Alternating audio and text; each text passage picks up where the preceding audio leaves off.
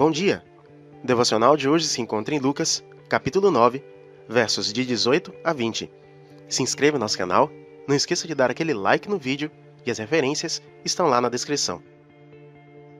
Estando a orar apenas com os discípulos, ele lhes perguntou: Quem as multidões dizem que eu sou?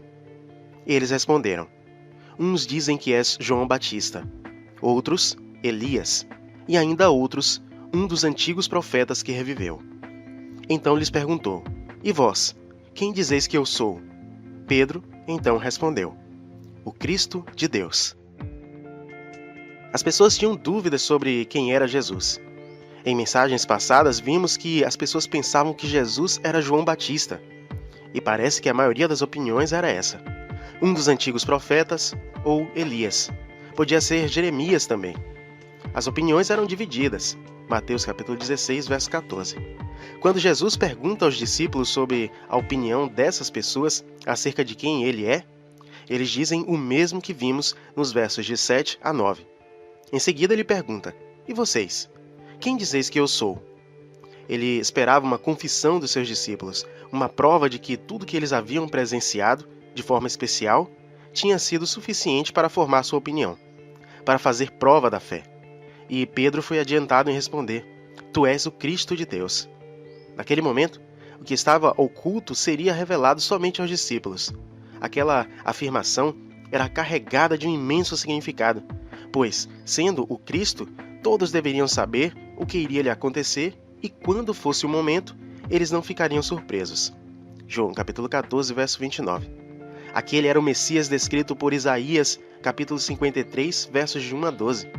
Em meio a tantas opiniões contrárias ou falsas, o crente é aquele que está disposto a levantar e ser a favor da verdade. É aquele que está disposto a fazer oposição à opinião pública.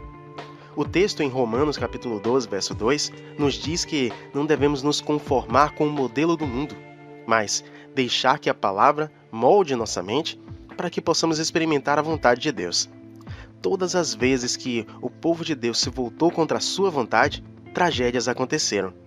Quando os filhos de Deus se misturaram com as filhas dos homens, eles desobedeceram à vontade de Deus, multiplicando a maldade de pensamentos e de coração. Gênesis capítulo 6, versos de 1 a 2 e verso 5. Então veio o dilúvio. Mais adiante, o Senhor ordenou que Saul castigasse os amalequitas, e nada poupasse deles. Porém, Saul poupou Agag, e o melhor dos seus bois, ovelhas e cordeiros. Saul perdeu o reino. 1 Samuel capítulo 15, versos 9 e 28. Veja que a desobediência nunca acaba bem. Os crentes devem ser pessoas diferentes no meio do mundo. Eles são luzes em meio à escuridão. Quando todos pensam que Jesus pode ser qualquer coisa, os crentes têm a certeza de que ele é o Cristo, Filho de Deus, o Messias prometido. Hoje as pessoas podem pensar que Jesus é semelhante a Moisés, aos santos católicos, a Maomé e outras figuras de renome. Porém, aqueles que pela graça são os verdadeiros filhos de Deus, sabem que Cristo é o único Filho de Deus. E para você, quem é Jesus? Importa o que você pensa dele, e não o que os outros pensam. A fé é sua, e a responsabilidade pela sua salvação também é sua. Santo e exaltado Deus, prostrados aos teus pés declaramos a nossa adoração e o reconhecimento de que o seu Filho, Jesus Cristo, é o nosso Senhor e Salvador, pois não há outro caminho que nos leve até o seu santuário. O mundo é cheio de ídolos e a todo momento eles tentam nos conquistar, mas não seremos enganados e combateremos a mentira com a verdade das Escrituras.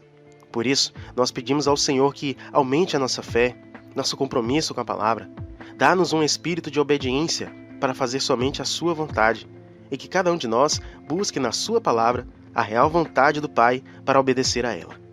Obrigado, Senhor. Assim nós o exaltamos, adoramos e pedimos, em nome de Jesus.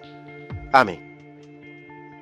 Que Deus nos conceda um excelente dia e que cada um de nós, por meio da palavra, saiba exatamente quem é o nosso Senhor e como fazer a sua vontade, em nome de Jesus. Amém.